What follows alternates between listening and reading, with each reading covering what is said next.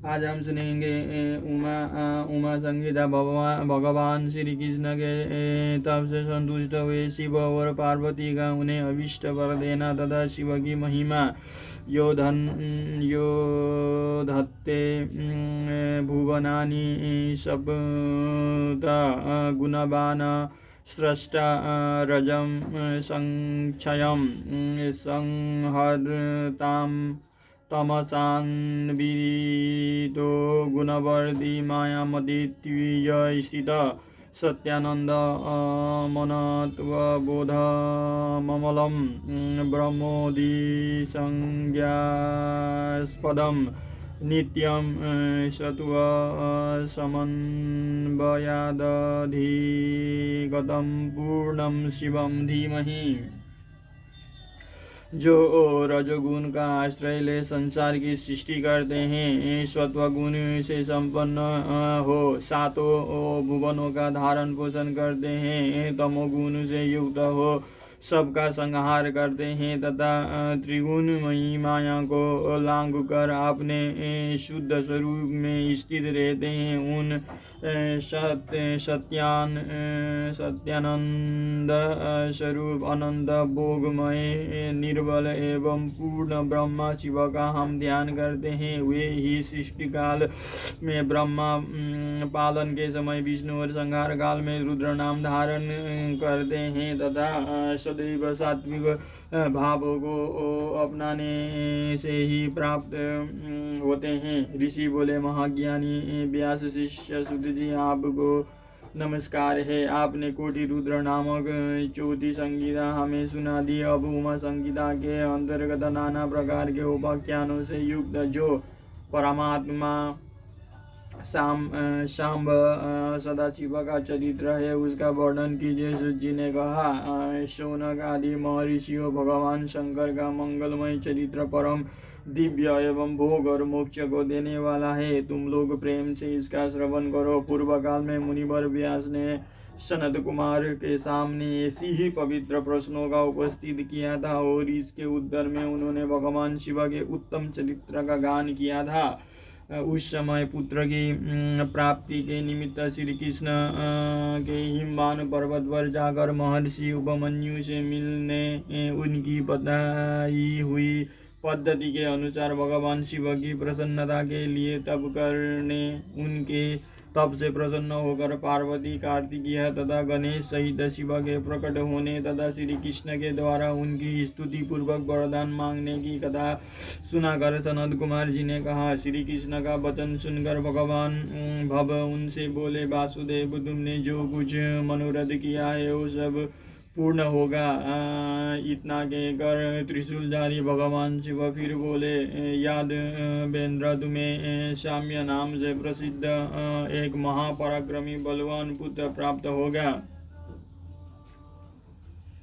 एक समय मुनियों ने भयानक सर्वतर्क प्रलयंकर सूर्य को शाप दिया था कि तुम मनुष्य योनि में उत्पन्न होगे, अतः वे सर्वतर्क सूर्य ही तुम्हारी पुत्र होंगे। इसके सिवा जो वस्तु तुम्हें अभिष्ट है वो सब तुम प्राप्त करो। सनत कुमार जी कहते हैं, इस प्रकार परमेश्वर शिव से संपूर्ण वरों को प्राप्त करके श्री कृष्ण ने विविध प्रकार की बहुत सी स्तुतियों द्वारा उन्हें पूर्णतया संतुष्ट किया। तदनंतर भक्त वत्सल की राज कुमारी शिवा ने प्रसन्न हो उन तपस्वी शिव भक्त महात्मा वासुदेव से कहा। पार्वती बोली, परम बुद्धिमान वसुदेव नंदन श्री कृष्ण, मैं तुमसे बहुत संतुष्ट हूँ। अनंत, तुम मुझसे भी उन मनोवांछित वरों को ग्रहण करो जो भूतल पर दुर्लभ है। श्री कृष्ण ने कहा, देवी, यदि आप मेरे इस सत्य तप से संतुष्ट है और मुझे वर दे रहे हैं तो मैं यह चाहता हूँ कि ब्राह्मणों के प्रति कभी मेरे मन में द्वेष न हो। मैं सदा द्विजों का पूजन करता रहूँ। मेरे माता पिता सदा मुझसे संतुष्ट रहें। मैं जहाँ कहीं भी जाऊँ समस्त प्राणियों के प्रति मेरे हृदय में अनुकूल भाव रहे। आपके दर्शन के प्रभाव से मेरी संतति उत्तम हो। मैं सैकड़ों यज्ञ करके इंद्र आदि देवताओं को तृप्त गुरु सहस्त्र साधु सन्यासियों को और अतिथियों को सदा अपने घर पर श्रद्धा से पवित्र अन्न का भोजन कराओ। भावी बंधुओं को साथ नित्य मेरा प्रेम बना रहे तथा मैं सदा संतुष्ट रहूं। सनत कुमार जी कहते हैं, श्री कृष्ण का वो वचन सुनकर संपूर्ण अभिष्टों को देने वाले सनातनी देवी पार्वती विस्मित हो उनसे बोली, वासुदेव ऐसा ही होगा, तुम्हारा कल्याण हो। इस प्रकार श्री कृष्ण पर उत्तम कृपा करके उन्हें उन वरों को देकर पार्वती देवी तथा परमेश्वर शिव दोनों वहीं अंतर्ध्यान हो गए। तदनंतर केसी हंता श्री कृष्ण ने मुनिवर उपमन्यु को प्रणाम करके उनसे वर प्राप्ति का सारा समाचार बताया।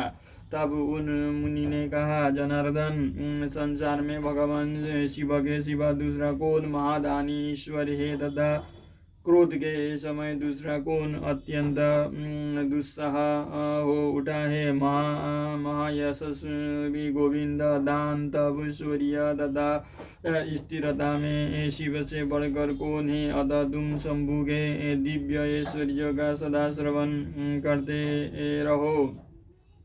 महर्षि उपमन्यु के द्वारा श्री कृष्ण के प्रति शिव तत्व के उपदेश तथा उपमन्यु को कथा वायव्य संगीता में विस्तार से कही जाएगी।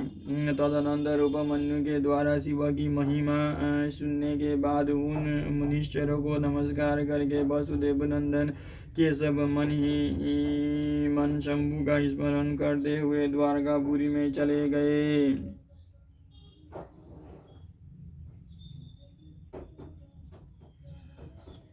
अगले अध्याय में सुनेंगे नरक में गिराने वाले पापों का संक्षिप्त परिचय।